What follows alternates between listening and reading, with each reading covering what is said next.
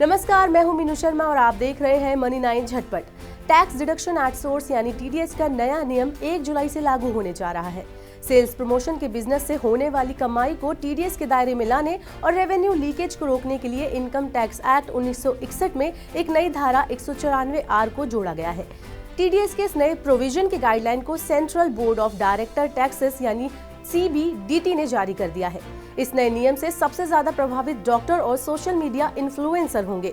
वित्त मंत्रालय में संयुक्त सचिव कमलेश सी वार्ष्णेय के मुताबिक इस नए नियम में डॉक्टरों की तरफ से दी जाने वाली फ्री मेडिसिन के सैंपल, फॉरेन फ्लाइट के टिकट, बिजनेस के दौरान इंडियन प्रीमियर लीग यानी IPL के फ्री टिकट और बहुत कुछ शामिल है।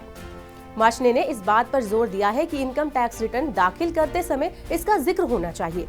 नए प्रोविजन के मुताबिक अगर कोई सोशल मीडिया इन्फ्लुएंसर किसी कंपनी के स्पॉन्सर्ड आइटम को पब्लिसिटी के बाद वापस नहीं करता है यानी अपने पास रख लेता है तो उस पर भी टीडीएस लगेगा। हालांकि अगर वह इसे लौटा देता है तो ये प्रोविजन लागू नहीं होगा। ऐसा जरूरी नहीं है कि टीडीएस किसी को दिए जाने वाले कैश बेनिफिट्स पर ही कटेगा। ये कंपनी के डायरेक्टर्स को दिए जा रहे shares, car, sponsored business trip या कॉन्फ्रेंस पर भी लगेगा।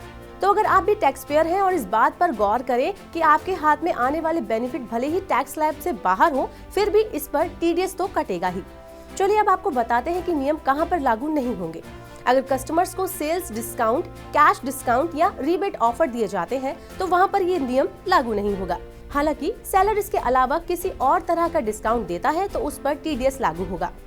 आप इसे ऐसे समझ सकते हैं कि ये प्रोविजन दो प्रोफेशनल्स या बिजनेस पर्सन के बीच हुए बेनिफिट्स ट्रांजैक्शंस पर लगा होगा, लेकिन अगर दोनों के बीच ओनर और एम्प्लॉय का रिलेशन है तो ये नियम लागू नहीं होगा।